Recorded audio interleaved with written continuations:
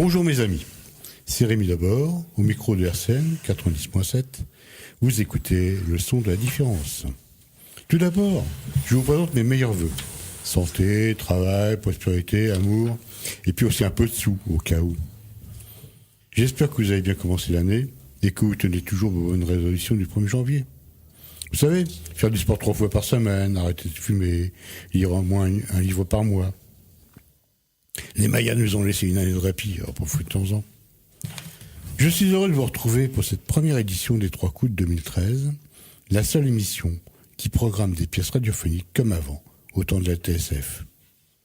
Pour ce 5e opus, j'ai adapté une de mes nouvelles, parue en 2010, dans le recueil Au nom du Père, de la Fille et du Mauvais Esprit.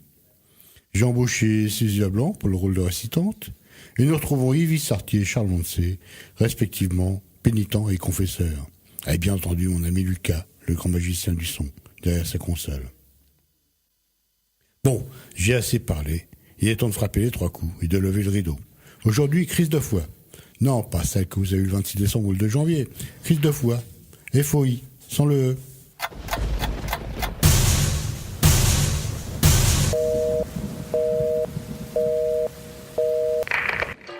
La cathédrale est trop grande, trop haute, trop longue, trop large, trop vide. Ses bancs sont trop cossus, ses vitraux trop colorés, ses statues trop riches. Franck aurait préféré un lieu plus humble, moins lumineux.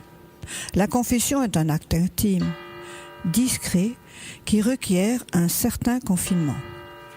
Mais hélas, les petites églises sont, de nos jours, toutes fermées, désertes, abandonnées. Manque d'officiants ou manque de croyants, qui sait? Sa destination est sur la droite, dans la contre-allée, au milieu de la nef, une petite tour orthogonale aux jalousies sculptées, flanquée de 2 absides décorées de rideaux cramoisis. À gauche, une vieille femme, longue jupe grise, talons plats et bas de contention, est agenouillée. On ne peut voir son buste, mais on la devine, main jointe et visage tourné vers le prêtre, un fichu de dentelle en serrant ses vieilles joues. Quels horribles péchés confesse-t-elle? Quelle turpitude la tourmente? Un menu larcin? Une pensée impure?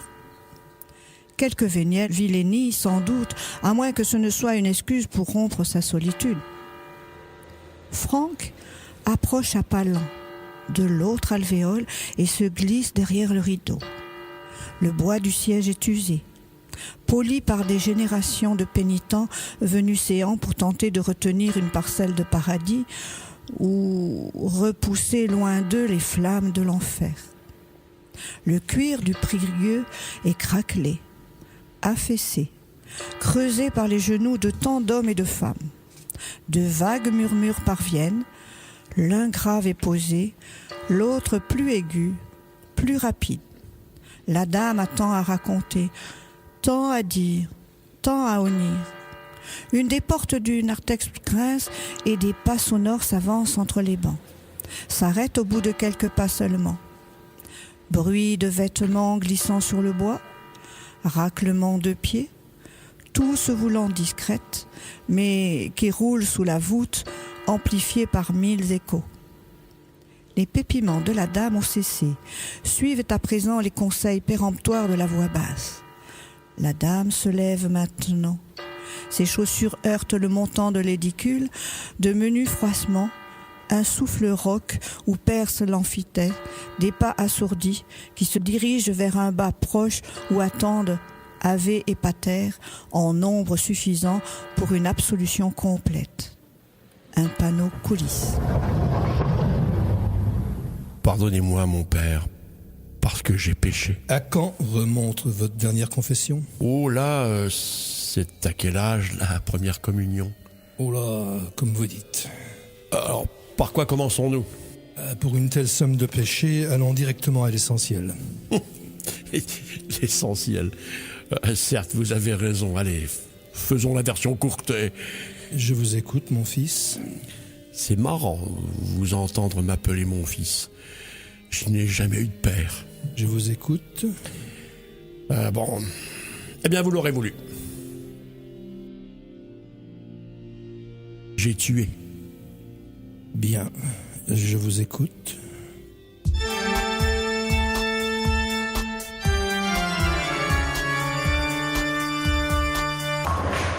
Je suis un assassin, mais attention, pas un petit assassin miteux, non.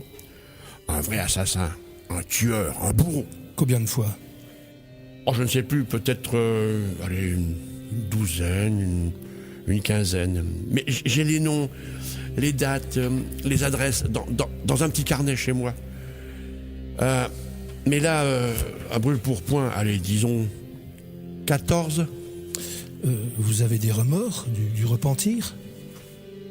Repentir, non. Pas vraiment. Des remords, oui, parfois. Surtout pour les enfants. Vous avez tué des enfants? Oh ben, oui, quelques-uns. Et pourquoi? Ah ben, c'est précisément la réponse que je cherche. La réponse que j'attends de vous, mon père. Je ne comprends pas. Mais si vous avez parfaitement compris, si vraiment Dieu m'a fait à son image, vous, l'homme de Dieu, vous connaissez forcément la réponse à ma question.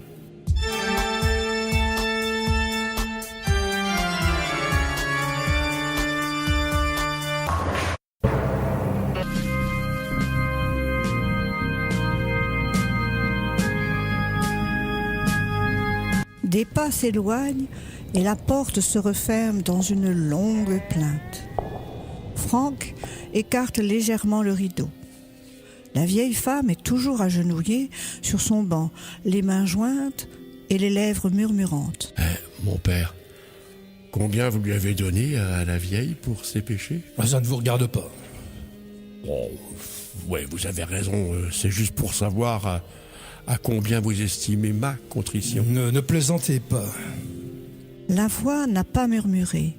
Elle a tonné au-dessus des bancs et des pupitres, rebondi sur les piliers et résonné dans chaque caisson de la voûte. La pénitente a tremblé et s'est éclipsée en catimini. La porte n'a presque pas grincé.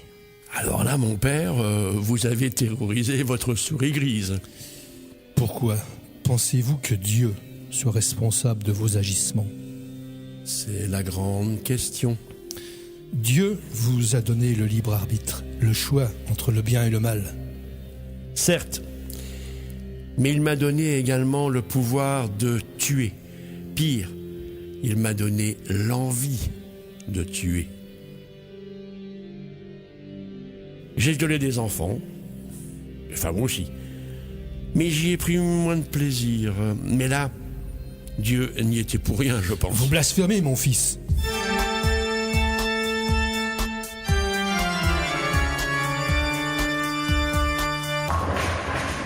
La porte grince de nouveau et plusieurs pas descendent de l'allée centrale. Des hommes, sans doute, et au moins une femme qui fait sonner ses talons sur les dalles de pierre. Mon père, que devient le libre arbitre quand une voix intérieure vous ordonne d'enfreindre le premier commandement? Mon fils, cette voix ne peut être celle du Seigneur. C'est ce que prétend l'Église ou ce que vous pensez, vous? Dieu est amour. De quel Dieu parlez-vous? Celui des croisades? Celui de la Saint-Barthélemy?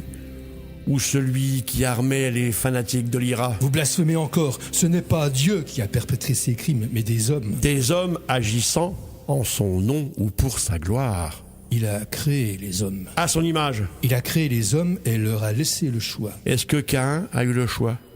N'est-ce pas Dieu qui lui a inspiré la jalousie envers son frère Abel? Pourquoi mettre tout sur le dos de Dieu? Alors, s'il n'est pas responsable, à quoi sert-il? À quoi servent ses dévotions, ses cierges, ses vitraux? À quoi servent les prières? À repousser l'œuvre du diable qui est en chacun de nous.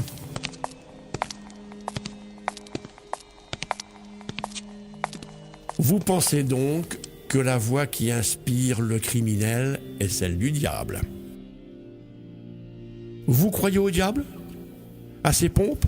À ses œuvres, comme on dit? Je crois à ses œuvres. Pensez-vous qu'un exorcisme... Cessez donc de me prendre pour un imbécile. Vous n'êtes qu'un être abject, un triste individu ou un fou. Vous n'avez pas besoin d'un prêtre, mais d'un psychiatre. Laissez-moi en paix.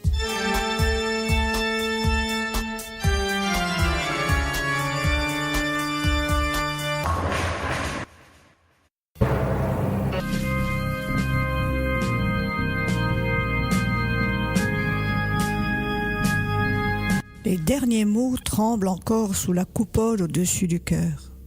Des pas feutrés approchent lentement. Franck sort du confessionnal et colle son visage contre le portillon central.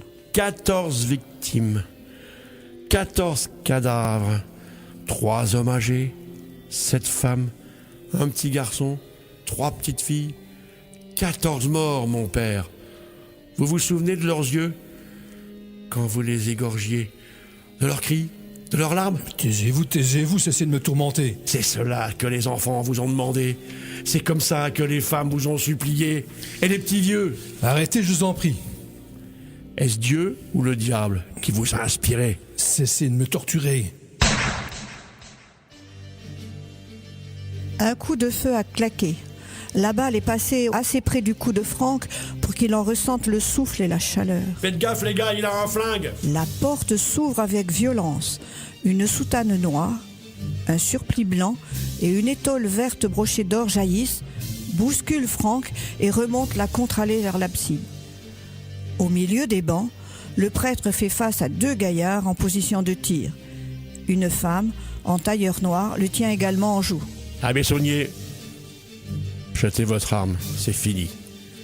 Vous n'irez pas plus loin, l'église est cernée. Mécréant, suppôt de Satan, menteur, sale flic. Ah, vous l'avez dit, mon père. Je suis un sale flic, ouais.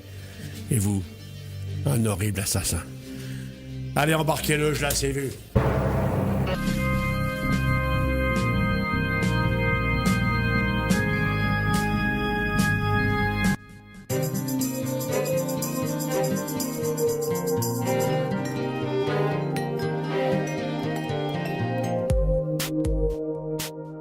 C'était Crise de foi, une pièce radiophonique de Rémi Debord, avec par ordre d'entrée en onde, la récitante Zizi Leblanc, le pénitent Yves Sartier, le prêtre Charles Ancet.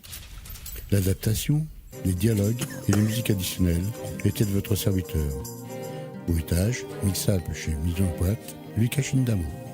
C'est une production RCN, Nerea Édition. Et voilà, vous pouvez reprendre vos esprits. C'est fini pour aujourd'hui. D'ici quelques jours, vous pouvez retrouver cette émission sur notre site www.rcn-radio.org ou celui de Nerea Édition www.nerea.com. Je vous souhaite une bonne fin d'après-midi et je vous donne rendez-vous le mois prochain, même heure, même onde, pour une nouvelle édition des 3 coups.